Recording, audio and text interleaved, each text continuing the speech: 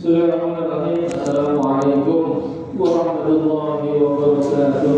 Waalaikumsalam warahmatullahi wabarakatuh. Ya Rabbi Mustafa lima qasidana wa birlana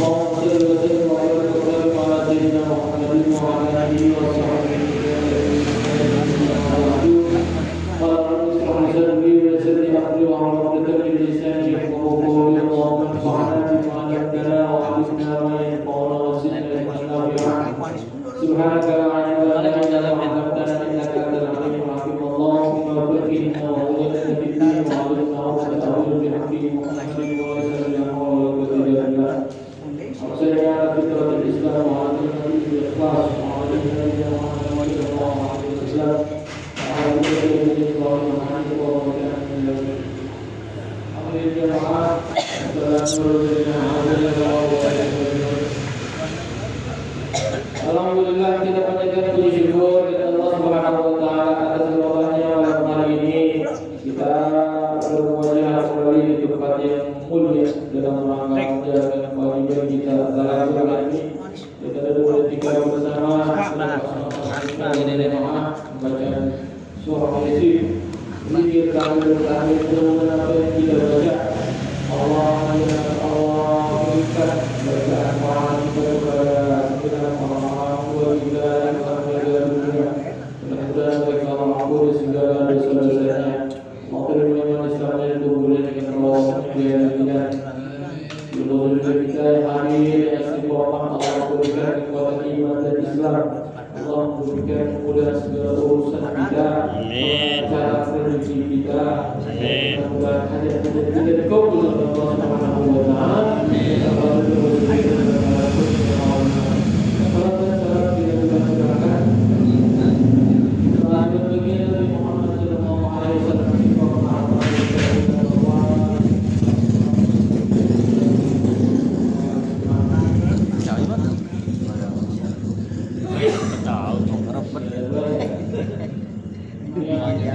Motor begitu maksudnya dilarang nggak boleh di pom bensin. Jangan motor yang benar nggak boleh di pom bensin. Ada di pom bensin di mana?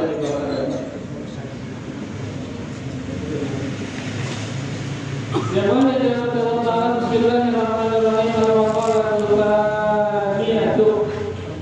Makalah yang kedua, An-Nabi Bakri Siddiq radhiyallahu ta'ala diriwayatkan dari Abu Bakar Siddiq radhiyallahu ta'ala.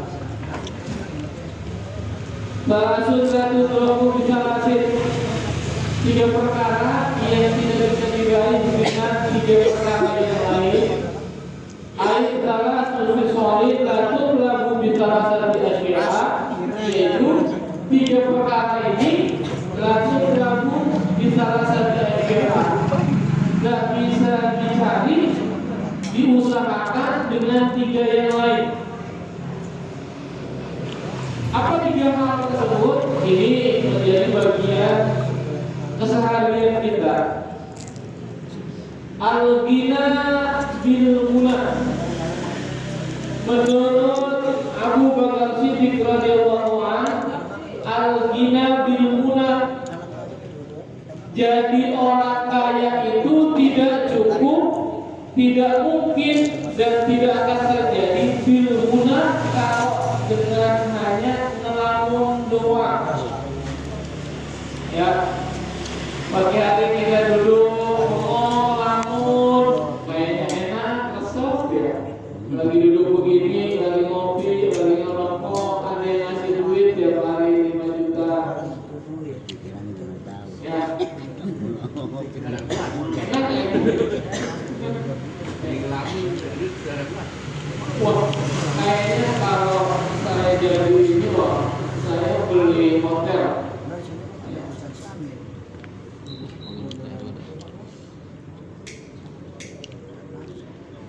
Jadi kalau kita pengen kaya, jadi tidak cukup dengan hanya duduk bengong, duduk menghayal, duduk ngelamun. Al-munah di sini, ya, dijelaskan oleh beliau biqomil jamu maniyatin ais wala takhuluna bil amani bal bil isbati minallah ta'ala. Tetapi ya, ini kekayaan seseorang itu yang terjadi yang dirinya memang kaya bukan hanya dengan melakukan kita menghayal jadi orang kaya, enggak. Tetapi salah satunya adalah ada ikhtiar usaha yang dilakukan oleh seseorang dibarengi dengan doa, baru nanti bil jismatil ta'ala Allah melihat usaha kita, melihat ikhtiar dan doa kita, maka baru diberikanlah kepada kita hasil usaha itu sendiri. Kenapa? Karena begini Pak, biar orang tua kita kaya, yang namanya orang tua ya kan, begitu jatuh di anak kadang-kadang tidak ambil Pak. Orang tua kita punya perusahaan, belum tentu kita bisa menjalani perusahaan yang sukses dari orang tua kita. Orang tua kita bagian petani, bagian mungkin kuli, tetapi dari itu bisa mengumpulin duit, kemudian bisa membeli tanah di sono di sana. Tapi begitu jatuh di anak, belum tentu kemudian anak itu bisa mengelola tanah yang diwariskan dari orang tua. Yang ada apa? Dari sehektar tinggalan serumah tua, hidupnya orang satu rumah mau dijual juga. Kagak masalah ya, punya negara ya. Kenapa? Karena kekayaan itu tidak bisa cukup kita bengong, duduk ngobrol, duduk melamun, duduk menghayal, tiba-tiba jadi orang kaya, tidak mungkin. Maka jelaskan bahwa kekayaan itu akan terjadi kita dengan apa? Dengan kita berusaha, dan itu adalah bagian dari Allah yang berikan kepada kita. Ustaz, kok saya udah berusaha nggak jadi orang kaya? Jadi gini Pak, di dalam Al-Quran surah An-Nahl ayat 20 sampai 32, wallahu faddola ba'dakum ala ba'din fil rizki. Jadi Allah Subhanahu wa taala mengkaruniakan sebagian di antara kalian dengan melebihkan rezeki dibanding yang lain. Tujuannya apa? Agar orang kaya ini bisa berbagi, bisa kasih sama orang miskin. Jadi hiduplah perekonomian kita. Kenapa? Kalau semua orang yang tinggal di sini kaya semua, tidak ada yang mau jadi kuli. Tidak ada orang yang profesinya jualan capek-capek panas-panasan, tidak ada.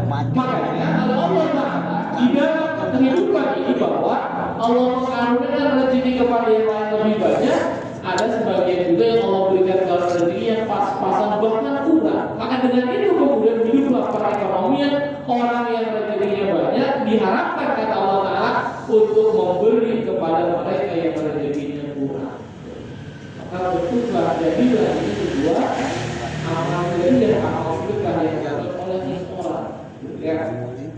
Jadi Abu Bakar sering menjelaskan bahwa orang kaya itu sababnya bukan karena duduk anteng, diam, ngelamun, menghayal mimpi, bukan, tetapi karena memang dasar dia berusaha dan bermunajat kepada Allah Ta'ala sehingga dia mengaruniakan apa yang dia sudah dikatakan.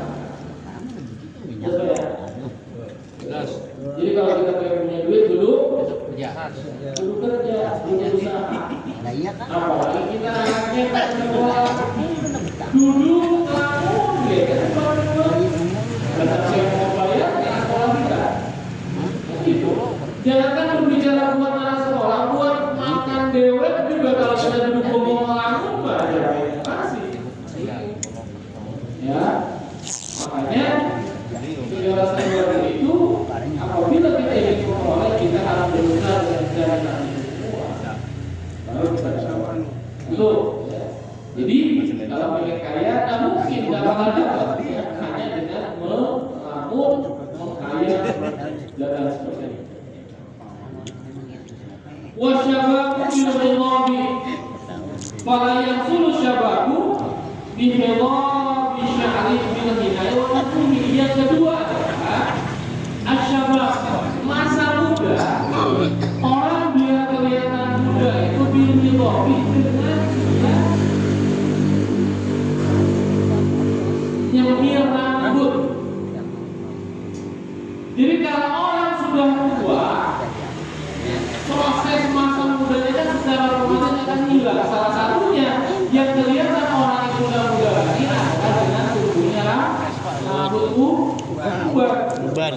Makanya dijelaskan oleh Abu Bakar Siddiq bahwa masa muda itu tidak bisa cukup hanya dengan nyemir rambut. Kita pengen kelihatan gagah, pengen kelihatan muda, rambut kita uban, kita disebut kan? Biar kelihatan muda.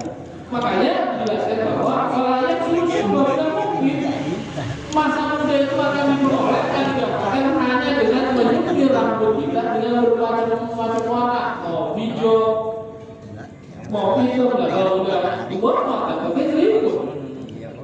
Biar rambut kita putih kemudian hitam-hitam tidak bakal kembali. Kenapa? Karena bisa menutupi badan dasar kita yang tadinya kuat jalan 5 km sekarang boro-boro. Yang biasa kuat mampu 50 km sekarang boro-boro. Kenapa? Karena ternyata menyemir rambut itu tidak menunjukkan bahwa dia kembali ke masa muda. Bahkan Rasulullah SAW melarang, melarang manakala ada seseorang yang punya uban, terus ubannya itu disembunyi, Pak. Boleh ya? Tidak boleh. Kenapa? Dijelaskan bahwa uban akan berikan Muhammad SAW, uban walaupun satu biji yang nempel di rambut kita, satu itu memberikan kebaikan untuk kita dan mengangkat derajat kita.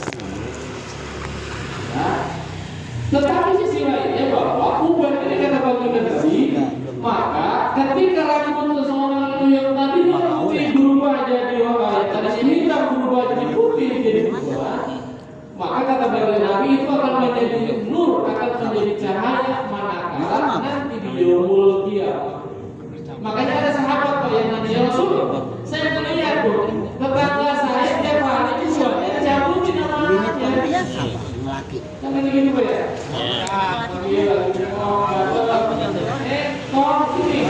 Ini cabutin buat uban bawa petan. Ubannya ada yang dapat 5 biji. Ya, tapi ini dibayar kalau di sini. Kata baginda Nabi dilaporkan begitu. Ya Rasul, ada sahabat, ada tetangga saya, tiap hari dia menyuruh anaknya sering nyambut uban. Apa jawaban baginda Nabi Rasulullah SAW? uban yang diberikan Allah Subhanahu wa taala itu akan mengurangi cahaya yang akan diberikan nanti yaumul qiyamah. Jadi kalau ubannya hilang 5, berarti cahaya kita hilang 5 nanti yaumul qiyamah. Kenapa? Karena dicabut dulu. Kayak kita jalan di tempat kegelapan, dibawain lampu, lampunya kan 100 watt terang. Pasti gitu ya. Begitu 100 watt ini akhirnya dibuangin 1 watt gitu kan, lama-lama jadi tinggal 50 watt. Aturan jalannya diterang karena berkurang wattnya kan jadi redup. Makanya kata bagi Nabi Muhammad, silakan kalau mau dicabut, tapi jangan mengurangi cahaya yang Allah berikan kepada kita nanti yaumul qiyamah. Dosa atau dosa enggak dosa. Cuma diingatkan oleh baginda Nabi, kalau kamu merasa banyak ibadahnya, kalau kamu merasa bahwa nanti bisa terang di akhirat, ya sudah cabut silakan ubannya, kata Rasulullah begitu. Ya. Jadi terkait dengan yang uban dosa dan enggak dosa, cuma jatah Allah, kebaikan yang Allah berikan kepada kita, derajat yang Allah berikan kepada kita,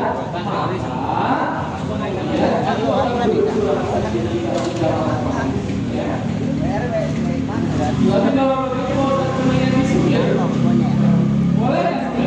Kalau mau disebut ya silakan aja. Tapi kalau bisa, semir ya jangan warna hitam, warna hijau, warna merah, pokoknya selain itu dah. Kenapa? Karena begitu kita mau melihat ini kembali menjadi orang kita, berarti kita tidak menerima apa yang menjadi takdir Allah untuk kita. Padahal uban itu adalah karunia yang Allah berikan kepada kita, karena belum tentu semua orang bisa menerima dan bisa rambutnya itu buat sampai itu. Kan ada Pak, orang bagian udah tua rambutnya tetap hitam, nggak ada ubannya, ada nggak? Ada.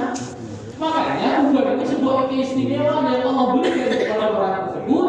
Kenapa? Karena Allah ingin mengangkat derajat orang tersebut, ya, ingin memberikan kebaikan kepada orang tersebut, ingin memberikan nur cahaya kepada orang tersebut di yaumul qiyamah. Dan salah satunya adalah uban ini yang adalah menyenangkan yang Allah berikan kepada kita manakala kita sudah berumur. Jadi ini menunjukkan bahwa kita ini bentar lagi bahkan mau mati, mau pulang. Apa sih yang kita bawa? Ya. Jadi terkait dengan uban, di sini tidak bisa merubah masa muda kita lah. Kalau udah tua kan buang aja. Biar rambut kita disemir orang lagi, kelihatan hitam lagi, tetap uban yang disemir itu akan tidak ada bentuk badan kita, bentuk tubuh kita, karena masa tua itu tidak bisa dipungkiri karena pasti akan terjadi di bawah kita. Ya, kedua. Kemudian yang ketiga, yang dilakukan menurut Abu Bakar Siddiq radhiyallahu anhu, beliau sampaikan bahwa wasihatu bil adwiyah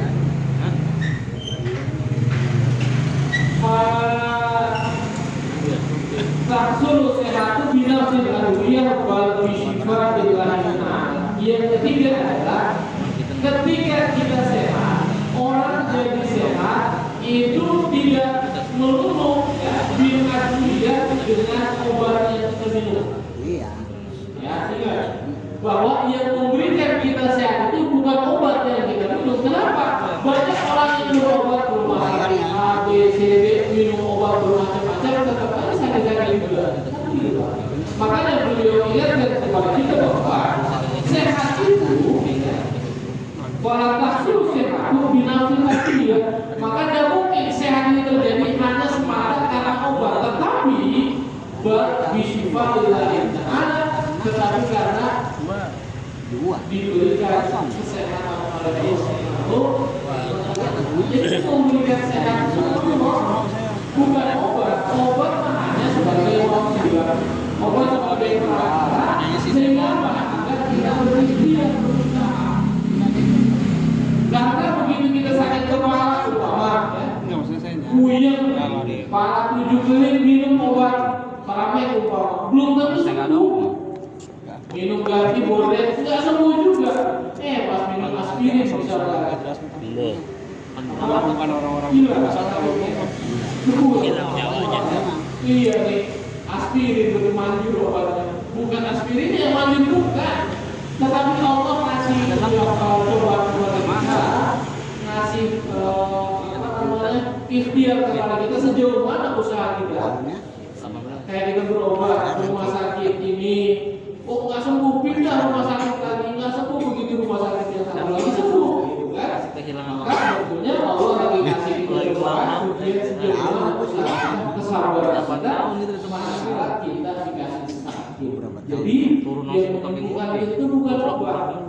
Ketika kita bilang, ini nih saya sakit kepala minum Panadol sembuh, wah berarti Panadolnya hebat manjur nih. Hati-hati Pak, ucapan kita itu menjurus kepada syirik. Tahun 2007. Kenapa syirik? Berarti kita mempercayai bahwa obat itu yang menyembuhkan bukan Allah Subhanahu wa Ta'ala. Yang namanya memberikan kesembuhan kita adalah Allah Ta'ala, tetapi memang wasilahnya kita minum obat. Nah, jadi kita bisa sehat, dia segar seperti ini, ya karena memang atas kehendak Allah Subhanahu wa Ta'ala. Bukan dasar kemudian karena kita minum obat, bukan karena kita minum itu bukan, tetapi Allah kasih kesehatan kepada kita untuk memberikan kesempatan kita beribadah kepada Allah Ta'ala. Karena banyak orang yang sehat seger-buger kuat jalan tak bisa berangkat melangkahkan kakinya buat nyanyi. Tapi ini dan suruh jalan-jalan nomor satu. Suruh ngaji berat langkahnya, tapi ketika ada acara macam-macam, ya, nonton dangdut, paling dekat dia.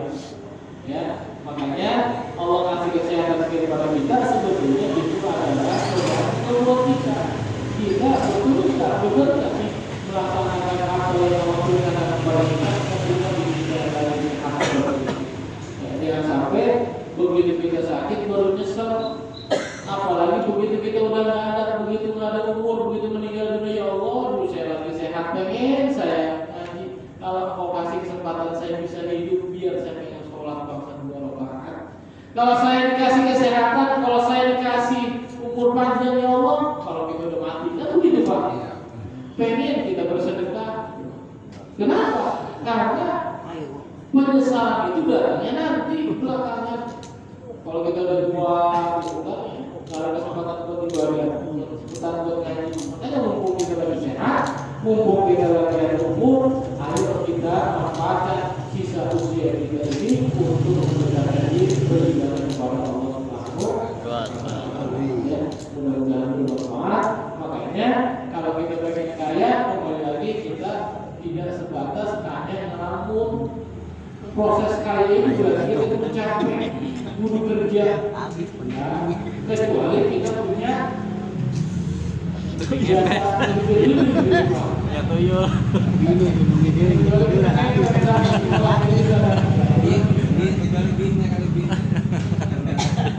Masa sih? Sekarang punya. Ya tuyul. Ada yang lain. Assalamualaikum warahmatullahi wabarakatuh.